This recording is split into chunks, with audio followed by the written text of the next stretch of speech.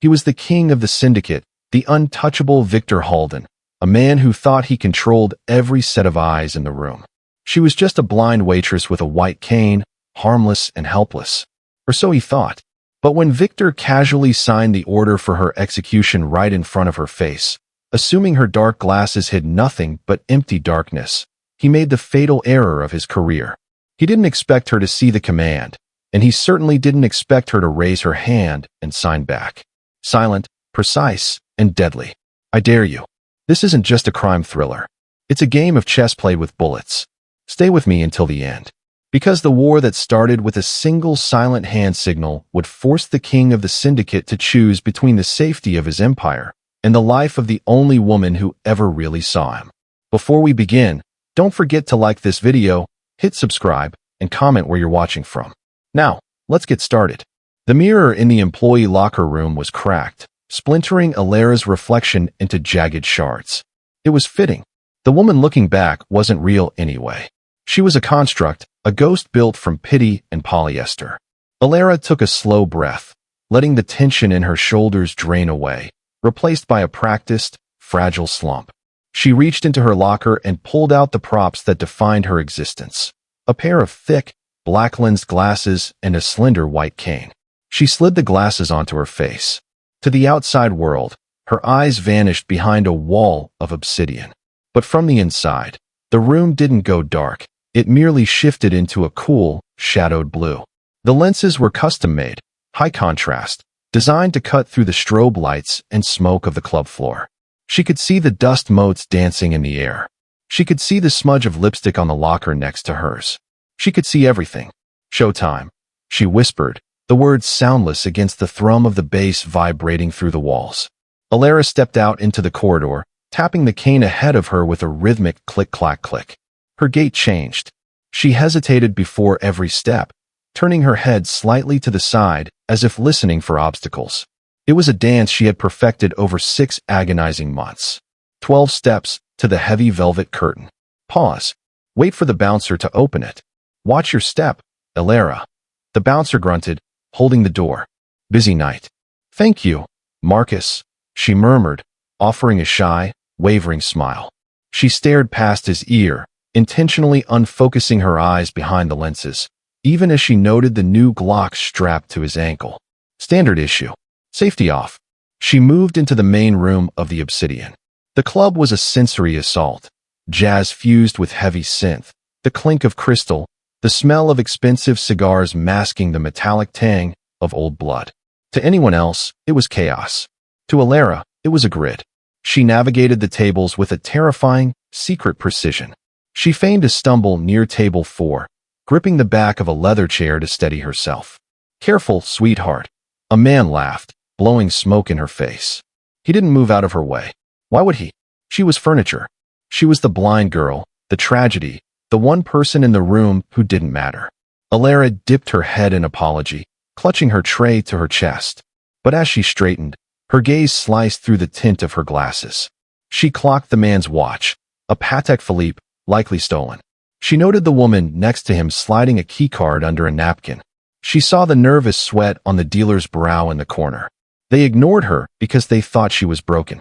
They spoke freely around her because they thought she was in the dark. They didn't know that the darkness was a lie. In a room full of predators pretending to be civilized, Alera was the only one hunting with her eyes wide open. The air in the room changed before he even stepped through the door. The low hum of conversation faltered, stumbling over itself until the silence was absolute. It wasn't polite. It was primal. The wolves had stopped howling because the lion had arrived. Victor Halden entered the obsidian like he owned the oxygen. He didn't need bodyguards to clear a path. The crowd parted instinctively, a red sea of nervous criminals giving way to the man who could end their careers with a phone call or their lives with a nod. He moved with a predatory grace, his tailored black suit absorbing the dim light rather than reflecting it. No tie.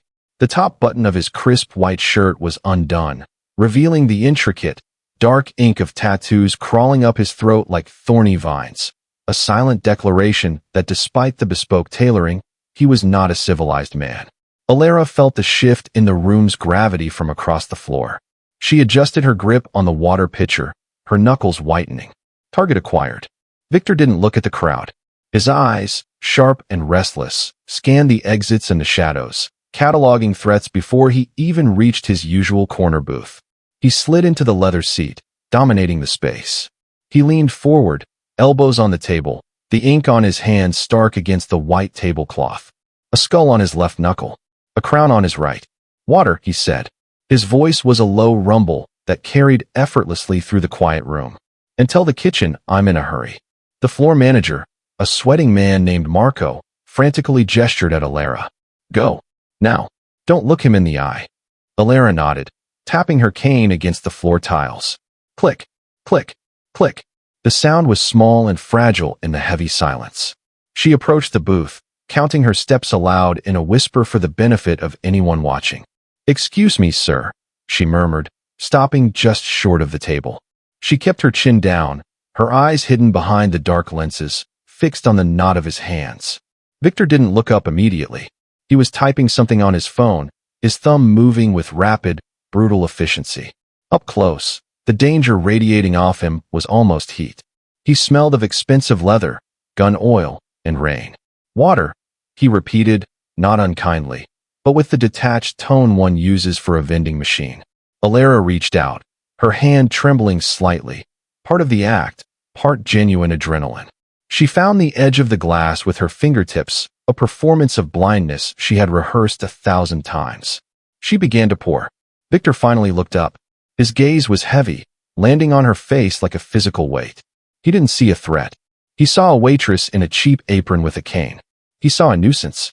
But as the water filled the glass to the perfect brim without spilling a drop, his eyes narrowed. A flicker of something sharp, curiosity, or perhaps suspicion, sparked in the dark depths of his stare. "You're new," he observed. It wasn't a question. It was an interrogation. "I've been here 6 months, sir," Alara replied, her voice soft, barely audible over the hum of the ventilation. She didn't offer more. She didn't apologize for his ignorance. She simply turned, the white cane finding the floor with a soft tap, and began to move away. Victor didn't look back at his phone. He watched her retreat.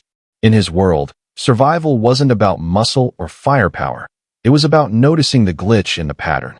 And she was a glitch. He couldn't say exactly why. Maybe it was the way she had poured the water, stopping exactly at the rim without dipping a finger to check the level. Maybe it was the way she stood a little too still, a little too grounded, for someone who supposedly lived in a world of uncertainty. He decided to push. As she took her third step, Victor silently lifted his heavy crystal whiskey tumbler. Without a word, without a warning, he slammed it down onto the mahogany table. Bang! The sound was sharp and violent, like a gunshot in the intimate booth. Alara didn't jump, didn't gasp, neither did she spin around in panic. She simply paused mid-step, her head tilting slightly to the side as if merely curious about the sudden noise, then resumed her rhythm. Tap, step, tap. Victor's eyes narrowed into slits. Perfect. Too perfect. A normal person would have flinched. A blind person, whose entire reality was constructed of sound, should have jumped out of their skin. Her reaction wasn't natural. It was disciplined. It was the reaction of someone who expected loud noises, someone who knew exactly where the sound came from because they had seen the arm move. The cold prickle of paranoia crawled up the back of his neck, settling into a heavy weight in his gut. He didn't believe in coincidences. He didn't believe in innocent bystanders. He looked across the dim room, toward the bar. His enforcer, Kale, was leaning against the counter, cleaning his fingernails with a knife, bored. Victor caught his eye. Victor looked back at the waitress as she disappeared into the shadows of the kitchen service door. She was graceful. She was quiet. She was potentially the most dangerous thing in the room. It didn't matter if she was actually blind. It didn't matter if she was just a waitress with nerves of steel. She was an anomaly in his sanctuary. And Victor Halden didn't solve anomalies. He deleted them. He shifted in his seat, the leather creaking under the tension of his body. He didn't need proof. He didn't need a confession. He just needed to be sure. And the only way to be sure was to remove the variable entirely. Victor didn't need to speak to command death. Words were messy. They left recordings, witnesses, and echoes. In his line of work, silence was the only unbreakable contract. He watched Alara hover by the edge of the booth, her head bowed in that submissive, sensory-deprived posture she wore like armor. She was waiting for him to dismiss her, to wave her away like a servant. She looked harmless. She looked like a ghost haunting the wrong room. But Victor's gut was a knot of cold suspicion. The lack of a flinch when the glass hit the table wasn't discipline, it was anticipation. And anticipation required sight. He made his decision between one breath and the next. He didn't shift his body. He didn't reach for the gun holstered beneath his jacket. Instead, he lifted his gaze just slightly, looking past Alara's shoulder to the bar across the room. Kale was already watching him. The enforcer was a monolith of violence in a cheap suit, leaning against the polished mahogany, nursing a club soda. He caught Victor's eyes instantly. The connection was electric, a frequency only wolves could hear. Victor kept his face impassive, a mask of bored indifference. He didn't turn his head. He didn't whisper. He simply lifted his right hand from the table, bringing it up near his chest, casually, as if checking his cufflink or brushing away a stray piece of lint. But the movement was too precise for idle fidgeting. With his eyes locked on Alara's dark glasses, daring the darkness he believed was there, Victor's fingers moved in a sharp, fluid sequence. It was a tactical sign language, a silent dialect born in the noise of gunfire and the quiet of ambushes. Index finger to his ear, palm flat, slicing forward, thumb drawn across the throat. She hears. She knows. And her. He did it right in front of her face. He signed her death warrant less than 2 feet from her nose, mocking her alleged disability with the ultimate arrogance of the sighted. He was betting his empire, his safety, and her life on the fact that she was exactly what she claimed to be, a blind girl lost in the dark. He lowered his hand, resting it back on the cool linen tablecloth. The order was given. Cale pushed off the bar, sliding his hand into his jacket pocket, moving toward the booth with the grim inevitability of a reaper. Victor exhaled slowly, watching Alara. He waited for the oblivion of ignorance to keep her still. He waited for her to turn around and walk blindly into the bullet that was coming for her. He waited for the problem to solve itself. He had no idea that the darkness was staring back at him. Alara saw the sign. She hears. She knows. And her. It was a casual flick of the wrist, a sentence of death delivered with the boredom of a man swatting a fly. Victor lowered his hand, his attention already drifting back to the menu, dismissing her existence. He expected her to turn, to tap her white cane against the floor tiles, and to walk blindly into Cale's knife by the service door. He thought she was a loose end. He thought she was a ghost. A cold, crystalline rage shattered the fear in Alara's chest. She had spent 6 months shrinking, erasing herself, becoming a piece of furniture in a room full of monsters. She had played the victim while they tore her city apart. But looking at the arrogance etched into Victor's jawline, the blind girl died. She didn't turn. She didn't tap her cane. Instead, Alara set the silver water pitcher down on the table. She didn't do it with the hesitant, searching fumble she had perfected. She placed it with a sharp, deliberate clink that sounded like a gavel striking a judge's bench. Victor stopped. His eyes flicked up, annoyed by the noise, expecting to see a clumsy waitress trembling in apology. What he saw stopped his heart. The slouch was gone.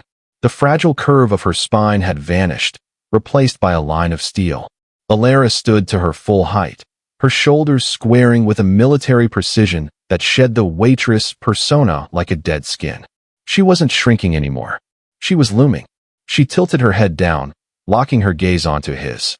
Even behind the pitch-black lenses, Victor felt the impact. It wasn't the blank stare of the sightless. It was the focused, burning laser of a sniper acquiring a target. The air between them crackled, charged with a sudden, violent inversion of power. Victor's mouth parted slightly, the breath hitching in his throat. He realized, with a jolt of pure horror, that she wasn't looking past him. She was looking through him. Alara raised her right hand. She didn't tremble. Her fingers didn't shake with the adrenaline of a victim. They moved with the lethal grace of a surgeon. She held his gaze, the silence of the booth stretching taut until it screamed.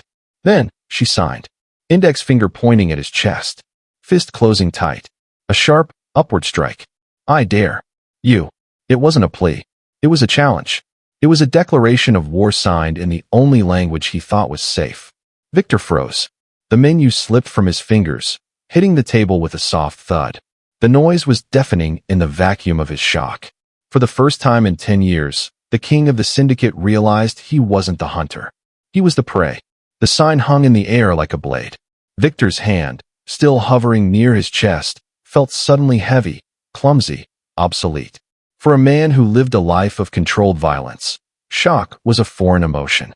But in that moment, the world didn't just stop, it tilted. The noise of the club, the clinking glass, the low murmur of deals being made, the bass thumping in the walls, faded into a dull, distant roar. All that remained was the woman standing above him. His mouth parted slightly, a breath caught in his throat, suspended in disbelief. It was the exact expression of a man watching a ghost walk through a wall. He stared up at her, searching for the crack in the facade, the tremor of fear. There was none. Behind those pitch-black lenses, she was calm, terrifyingly calm. The implications hit him like a physical blow, a cascade of dominoes falling backward through time. 6 months. She had been here for 6 months. His mind reeled, replaying the reel of every Tuesday night, every clandestine meeting, every hushed conversation he thought was private. He had discussed the shipment routes to the docks while she wiped down the table. He had authorized the hit on the Russo brothers while she refilled his water. He had entered the passcode to his private server, twice, while she stood 3 feet away, blindly adjusting the napkin holder. She hadn't just been serving him drinks. She had been auditing his empire. A cold sweat broke across the back of his neck, prickling beneath his collar. He wasn't looking at a waitress. He was looking at a vault containing every secret that could send him to prison or the grave. The blind girl was a myth. The woman in front of him was a spy, a weapon, a catastrophe waiting to detonate. Victor's grip on the tablecloth tightened until his knuckles turned white, the tattoos on his hands straining against the skin. He had underestimated her. He, the Wolf of New York, had been outmaneuvered by a girl in an apron because he was too arrogant to believe that something invisible could hurt him. He looked at Cale across the room. The enforcer was pushing off the bar, hand moving toward his jacket, interpreting Victor's earlier sign as a go-ahead. No.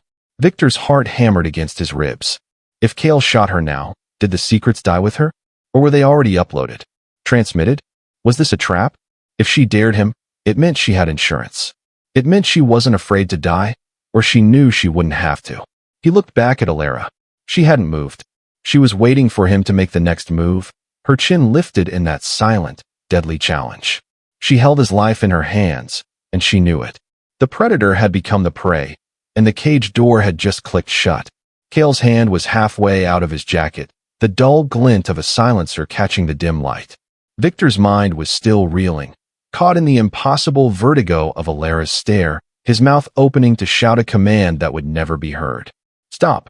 The word died in his throat. The air in the club didn't just vibrate, it shattered. A high-velocity round punched through the tempered glass facade of the obsidian with a sound like a cracking glacier. The floor-to-ceiling window disintegrated, turning into a glittering wave of razor-sharp hail that swept across the VIP section. Chaos wasn't a slow build. It was an instantaneous detonation. Cale didn't get his gun up. A spray of submachine gun fire chewed through the mahogany bar, sending splinters and top-shelf liquor exploding outward. Cale was forced to dive, disappearing behind the counter as the room erupted into a strobe-lit nightmare of muzzle flashes and screaming patrons. Victor didn't think. Instinct, honed by a decade of survival, hijacked his body. He threw himself sideways, crashing to the floor just as the leather booth where his head had been a second ago was shredded by a burst of automatic fire. Stuffing exploded into the air like snow. He scrambled backward, pressing his spine against the overturned heavy oak table, his breath coming in jagged gasps. The noise was deafening, a relentless, rhythmic hammering of suppression fire designed to keep heads down while the kill team moved in. An ambush, and not a clumsy street hit. This was military precision. They had flanked the exits. They had timed the breach. They knew exactly where he was sitting. Victor reached for the gun at his waist, his fingers slick with sweat and the spilled water from Alara's pitcher. He risked a glance around the edge of the table. 3 men in tactical gear were moving through the smoke, their weapons raised, scanning the carnage. They weren't looking for money. They were looking for a corpse. Victor cursed, checking his magazine. He was pinned. Cale was cut off. His security detail was either dead or suppressed. The king of the syndicate was trapped in a wooden box, waiting for the executioner to flank him. Then, he remembered the girl. The blind waitress. The spy. The loose end. She had been standing right in the open. She should have been the first casualty, cut down by the glass or the bullets. A pang of strange, dark regret hit him. She had played him, yes, but she had been magnificent in that final second. He looked toward where she had been standing, expecting to see a broken body in a blood-soaked apron. The space was empty. The smoke from the initial breach hung low and heavy, turning the club's strobe lights into blinding, rhythmic pulses of white and red. For everyone else in the room, it was a sensory nightmare. The flickering lights destroyed depth perception. The deafening roar of automatic fire scrambled the senses. But not for Alara. She moved through the carnage not like a victim, but like water. Victor was pinned behind the overturned oak table, his suit jacket dusted with drywall and glass shards. He was firing blindly over the edge, just trying to keep the kill team's heads down. He checked his magazine. 3 rounds left. He checked his flank. Clear. He was wrong.